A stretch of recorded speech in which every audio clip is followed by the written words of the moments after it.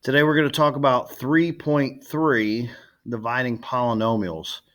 Definitely going to get through long division and hopefully synthetic division. I may not get to the remainder and factor theorems until tomorrow, but we'll just see how it goes. Let's go to work. All right. Talk about dividing polynomials. That's what this whole next section is about. And dividing polynomials is actually an exercise in just normal division. So that's what we're going to start off with, is just dividing. I think a lot of times you don't actually divide, you use a calculator. Am I correct there? I mean, who can remember the last time they actually divided something out longhand? I mean, it just doesn't happen very often. But so I want to start by just reviewing what actually happens when you divide. Okay, so let's say here we got 2,470 divided by 34. Okay, I'm going to take my time and go slow with this and help you realize that, like, originally this has two digits, so you look at just the first two digits. Does 34 go into 24? No, it doesn't. It's too big. So now we would look one digit further. Does 34 go into 247? Well, it does. Okay, but I don't know how many times. Do you realize that there's a good way to get an idea? Like, how many times does 3 go into 24? 8.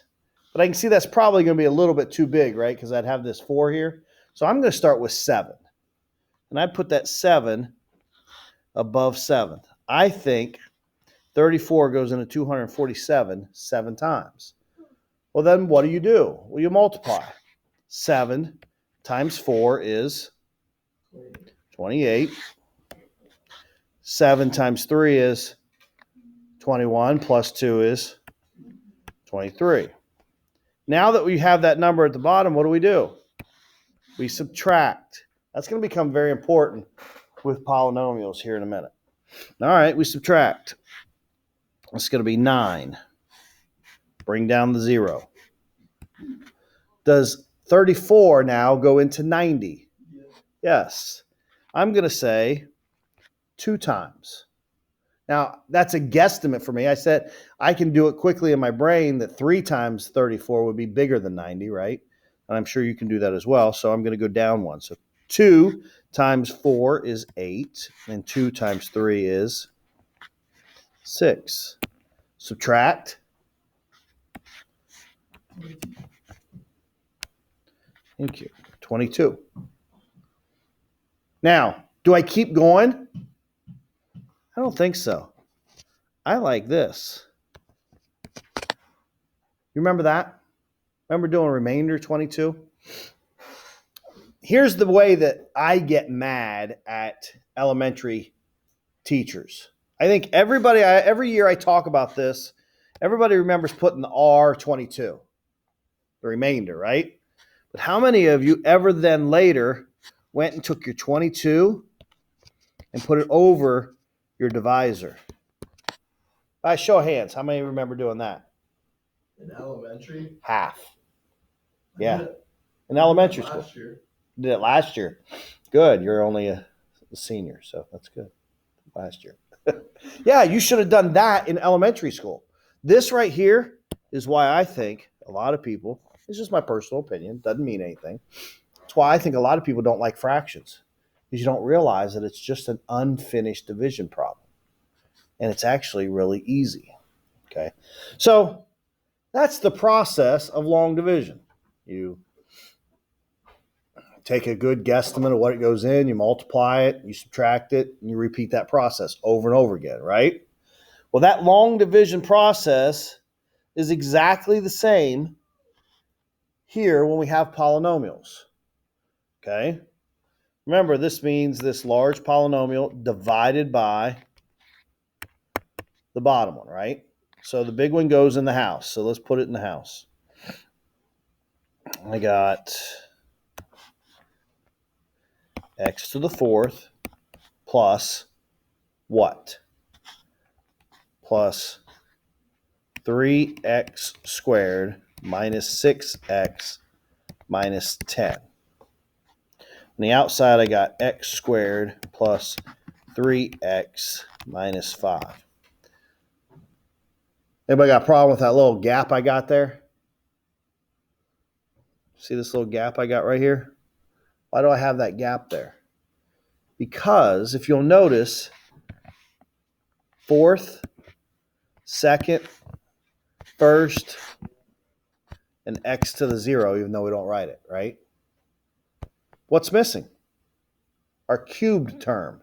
Well, every time that you're dealing with division, you got to account for every exponent. If you don't account for it, it will be wrong. Is that clear? Okay, you have to account for it. So now we can divide. How many terms does this have? 3. So how many terms am I going to deal with? 3. And my first number is going to go right there over the third. Okay, now thinking to myself, what do I have to multiply x squared by to get x to the fourth? X squared. So we understand how I got that number. That's very similar to what I told you to do up here when I said, hey, how many times does that 3 go into that 24? Right? All right, so now what? Now we multiply this x squared times each of these 3 terms. So x squared times negative 5 is a negative 5x squared. X squared times 3x is a positive 3x cubed. And then x squared times x squared is x to the fourth. So far, so good. Now what do? I subtract it. Here's where a lot of people start having problems. I have to subtract. Okay, so watch what happens. I got 3 minus a negative 5. Minus a negative becomes plus. So I'm going to have now 8x squared. 0 minus 3 becomes a negative 3x cubed.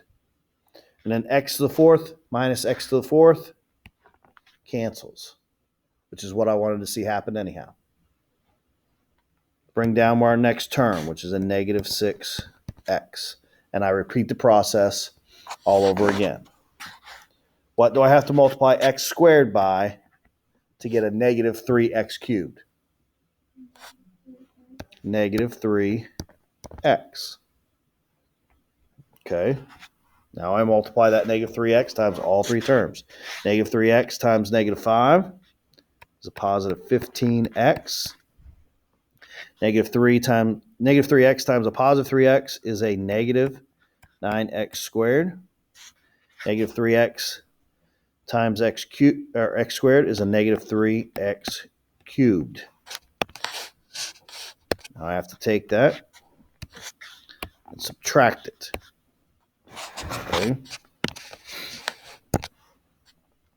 Negative 6 minus 15 is a negative 21x.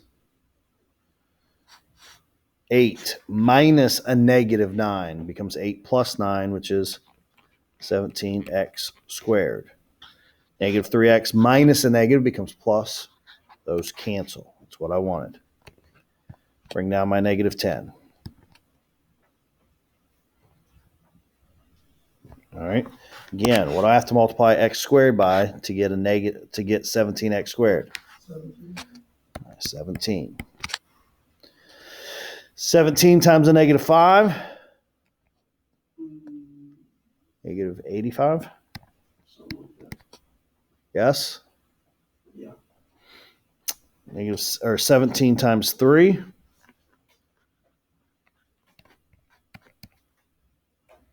51x. And then 17x squared. 17 times x squared is a 17x squared. Good. Now I have to take it and subtract it. Okay. So I'm left with a negative 95. Oh, no. Ooh. Negative 10 minus a negative 85 becomes plus, so that's positive 75. Ooh, almost made a mistake there. Negative 21 minus 51 be a negative 72x. And 17x squared minus 17x squared cancels. So I have negative 72x plus 75. Now, how do I write that as my remainder? I write it as negative 72x plus 75 over x squared plus 3x minus 5. So then do you have to do another division problem? Nope, done. That is my, boom, done. Why would I not have to do another division problem, Cole? Because this one is smaller than the divisor. Okay, when the top number is smaller, you can just leave it. When the top number is bigger, you need to divide it. That's a good question. All right. Understand? Good. I'm going to give you 3 minutes to do this one. 3 minutes.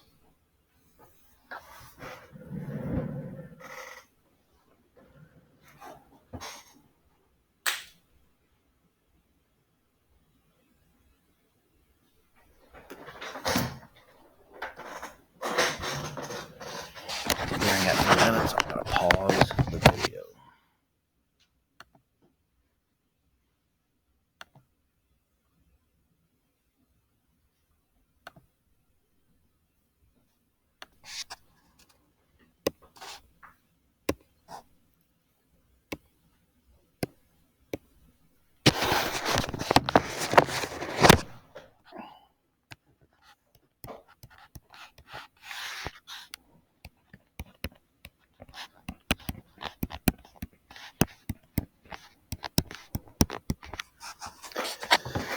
All right.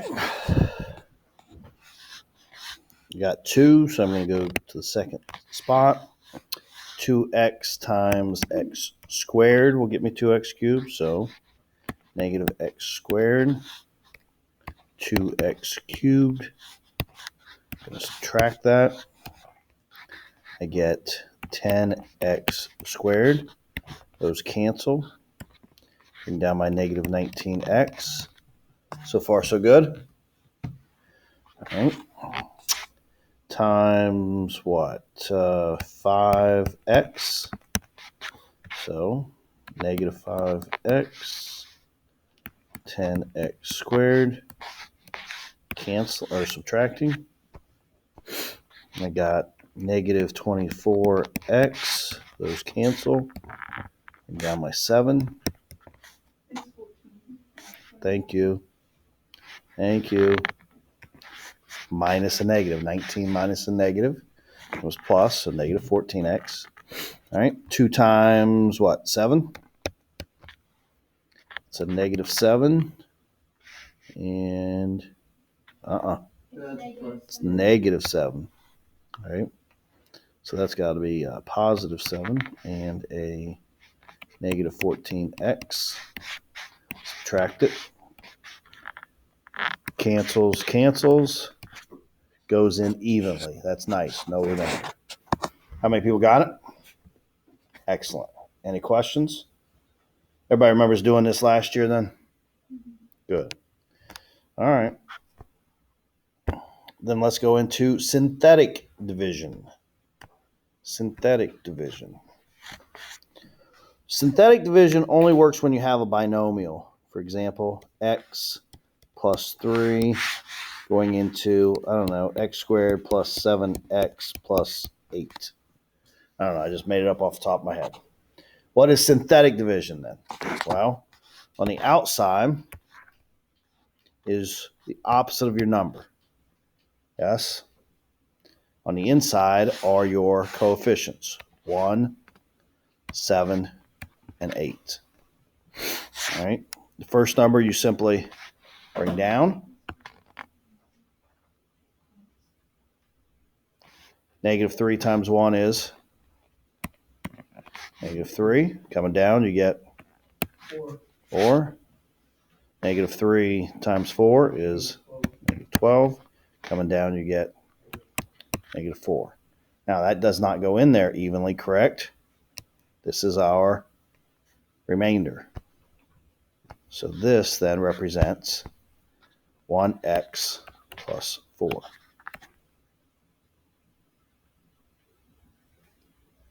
Remember doing that as well. Let's try one yourself. Let's go x squared plus 7x plus 12 divided by x plus 3. Use synthetic division there.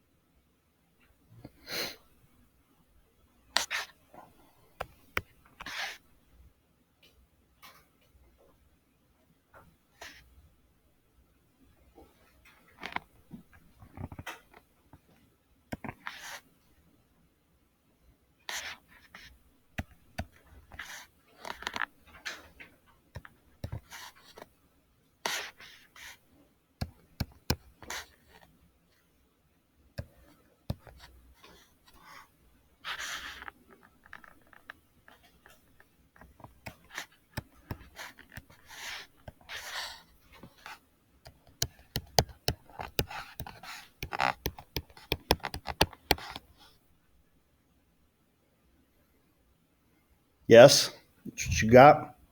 As a double check, you know that if you multiplied these two dividends, you would get the quotient. Questions on that? I'm going to stop there today. Tomorrow we'll talk about the remainder and the factor here. Okay. Reminder that your 3.2 homework is due tomorrow night, and it's a big night tomorrow night, so you need to get it working on it now because nobody's going to be doing it tomorrow night when there's a football game.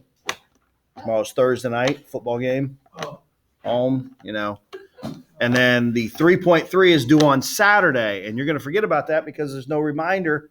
You won't have class on Friday. So we need to get started on both of those immediately. Quick question. You think I